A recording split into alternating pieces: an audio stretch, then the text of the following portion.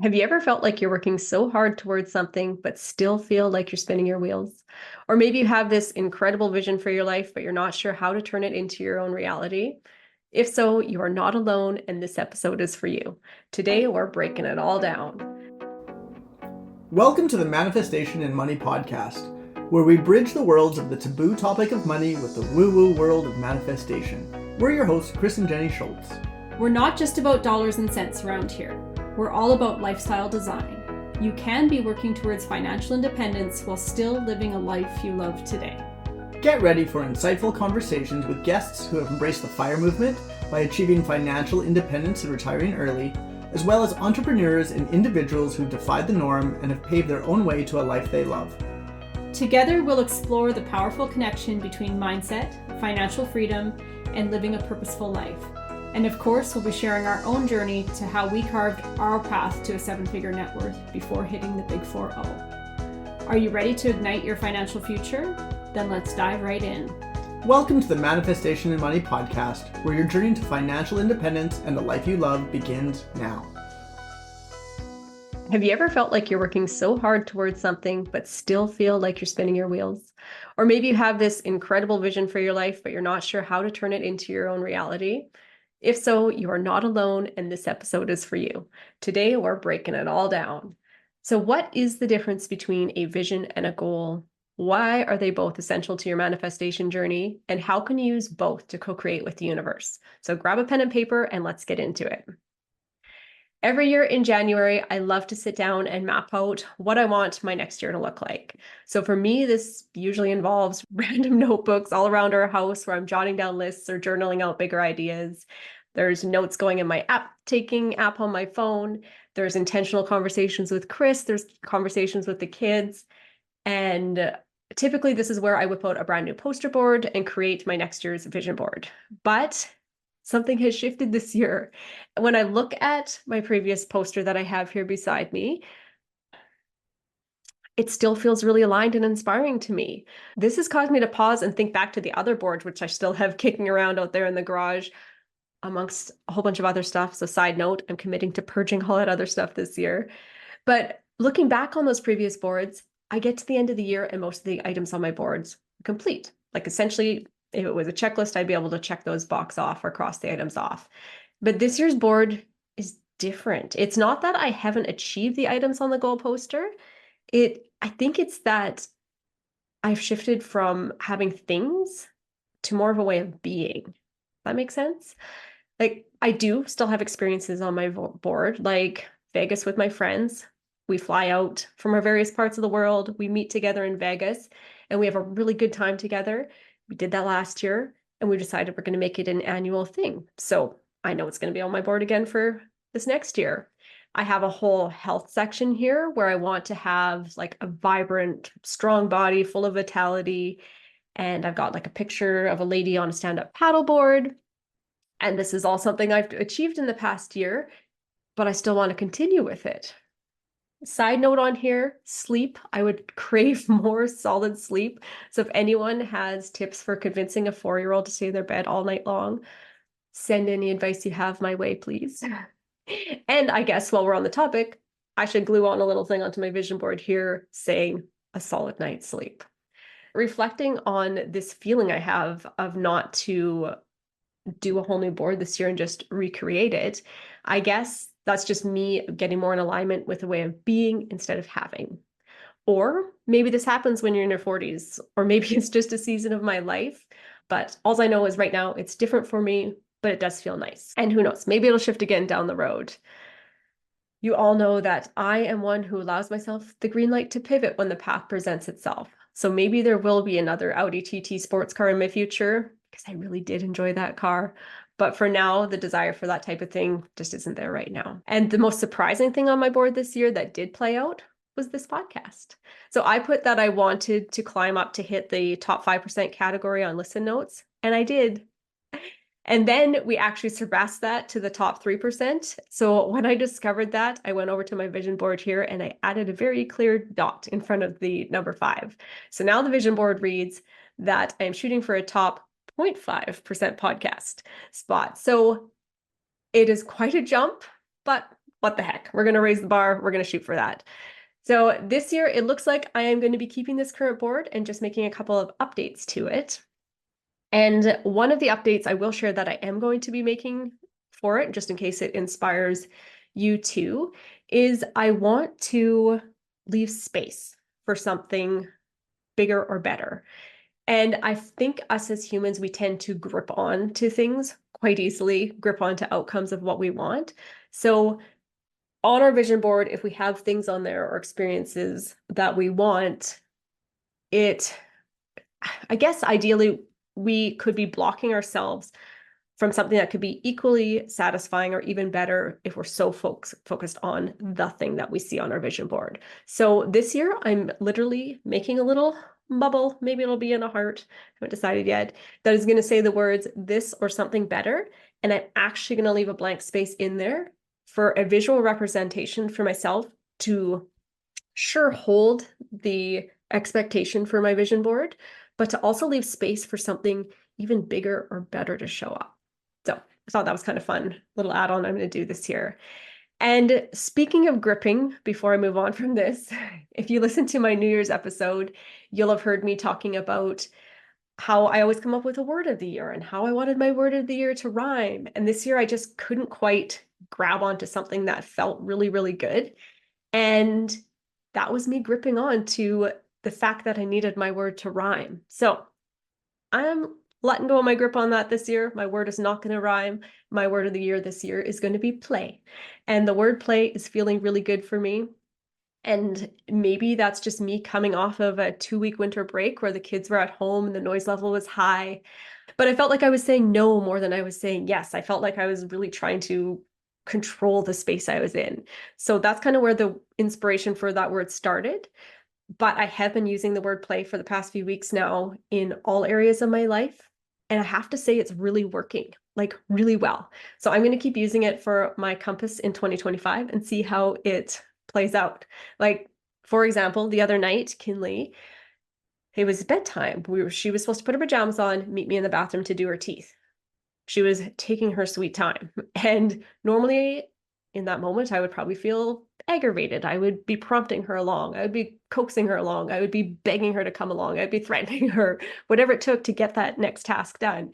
Instead, I popped down on the bathroom floor and I made a game. I gamified it. I decided to see how many sit-ups and push-ups I could fit in to that time space before she showed up. So she showed up in the bathroom about 3 minutes later, laughing at me because I was down on the floor doing my sit-ups. And I feel like it just changed the whole tone on how that moment could have played out. She's stubborn, I'm stubborn. And instead, I thought of that element of play and it changed the entire outcome of how bedtime could have played out that night. So I'm going to keep trying it on this year. And I'm hoping, honestly, that it just becomes a new way of being for me. So side note here, I've even put a pop-up notification in my phone that pops up and it says play today with a little upside down smiley face. And it's just my little daily reminder to myself to loosen up, add that element of play into my day. And when I see that little reminder pop up, have you guys heard that John Fogerty song, Center Field? So I start hearing the song play in my head and here, put me in coach, I'm ready to play. And it might sound cheesy, but it's kind of like becoming my theme song for the year. And life is like this game that I'm willing to play. And it has a fun, new, playful perspective on it, but it feels really powerful. If you're stuck on your word for the year, I consider you trying that one on and see how it plays out for you. No pun intended on the word play there, but I think it worked. So, okay, enough about me. Let's jump into some quick wins for you for 2025 that could keep you from being stuck or spinning your tires. Let's talk about visions versus goals, or dreams versus goals, or wishes versus goals. I think if I use the word wishes there, your brain can really feel the polarized difference between a wish versus a goal. So let's start with vision. Vision is your big picture. It is the dream, the essence of what you want your life to look like, feel like. And it's not just about achieving things, it's about who you want to become and the impact you want to create. So think about your vision as your North Star. It's not about the specifics or timelines. It's not about the hows. It is the overarching guide that is going to be setting the tone for everything you do. For example, your vision might be to create a life of financial freedom. where you have your time and resources to travel, quality time with family, you want to give back to your community. And vision is deeply connected to manifestation. When you visualize your dream life, you're sending a clear signal to the universe about what you desire. And again, it's less about the how and more about the what and the why here, okay? Your vision taps into the energy of abundance and alignment and sets you up to attract opportunities, synchronicities, and ideas that resonate with your desires. Take a moment to think about your vision. Maybe jot these 2 questions in your notebook so that you can dig into them when we're done here. And ask yourself, what does your dream life look like? And allow yourself to be specific here. No one else needs to see the list, right? So that one was, what does your dream life look like? Then how do you feel when you imagine yourself living it? And these are powerful questions to ask yourself because the feelings really play into manifesting what you want. Okay, that was vision. Now let's talk about goals. So vision is the what and the why. The goal piece here is the how. So goals are those specific actionable steps that you're going to take to bring your vision into reality. If your vision is financial freedom, your goals might include things like start a side hustle to generate an extra $1,000 a month, or create a budget and save 20% of your income, or invest in learning a new skill that will increase your earning potential. Then your goals, if those were them, could even be broken down into micro goals. Say we went with that first one. Start a side hustle to generate an extra $1,000 per month. You could break that down into bite-sized micro goals. You could Google side hustle ideas that make $1,000 plus a month. And if you need some ideas here, take a look at the bottom of this episode in the show notes. I have a free link that I've put together for a money idea guide book that has ideas of ways you can make more than $1,000 a month. Other ideas could be, you could talk to specific people that you know that have side hustles for ideas, or find an accountability partner who is also building a side hustle. So you have that momentum, that buddy to check in with and keep you in action. You could check with your city to see what permits or licenses you need to have on the idea you come up with. You could even type a list of your skills and interests into ChatGPT and ask for side hustle ideas that you could do based off of your skills and interests. The key to effective goal setting is you want to make your goals SMART. I know we've talked about this before, but that was specific, measurable, achievable, relevant, and time-bound. And remember, then you can take those and break them down into micro goals. You want to easily be able to say yes and just keep taking the steps towards the thing you want. Those micro goals will eventually check off the box of the bigger goal, eventually check off the thing of the big goal that you want. Goals give you the map and direction to move towards your vision, and without them, you're likely going to feel lost or overwhelmed, or what we're trying to avoid here, which is spinning your tires, feeling stuck in inaction. So in a nutshell, goals are how you show the universe that you're serious about your vision. You're saying, I'm taking inspired action. And when you combine that aligned action with manifestation, that's when the real magic happens. Visions and goals are like 2 sides of the same coin. You can't have one without the other. Imagine for a moment, you have a vision, but no goal. You might feel inspired and excited about your dream life, but without taking any actionable steps, you're going to be struggling to move forward towards it. It's like setting your GPS to a destination, but not putting gas in your car or even starting it. And on the flip side of that, if you have goals without a vision, you might achieve a lot of tasks and be checking a lot of boxes, but it honestly could feel pretty empty. And sometimes you'll even just be checking unnecessary boxes just to be doing a task. It's kind of like driving aimlessly without actually having a destination at the end of it. This is why I think you really need both. Vision sets the tone, goals map the path, and when you have a clear vision, you're giving the universe a blueprint for what you want to co-create.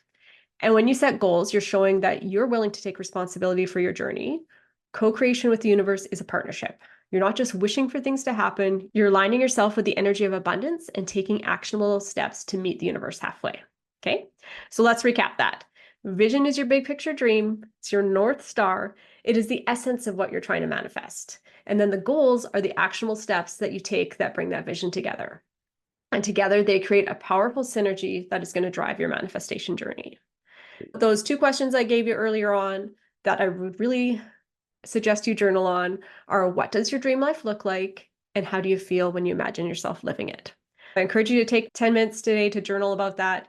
When you're done that, write down 2 to 3 goals or even micro goals that you can work on this week to move yourself closer to that vision. So don't spin your tires this year. Get yourself into consistent action towards what you want. Thank you so much for joining me on this episode of the Manifestation of Money podcast. If you enjoyed today's episode, please subscribe, leave a review, or share it with someone who might need a little clarity on their own vision and goals. I just want to sprinkle the seed again that the universe is always listening and co-creating with you. So set your vision, map your goals, and take inspired action. You've got this. Cheers to creating a life you love. I'll see you here next week. Thank you for listening to the Manifestation and Money podcast. If you're looking for ways to manifest more money and more abundance in your life, I invite you to join me in the Manifest More Moolah program. It would be you, me, and a small group of other equally cool humans meeting weekly in a Zoom room, exploring different ways to manifest more money and more abundance into your life. For more details, visit www.manifestationandmoney.com. Thank you for listening to the Manifestation of Money podcast. I truly, truly appreciate all of you for listening. Cheers to creating a life you love and the income streams to support it.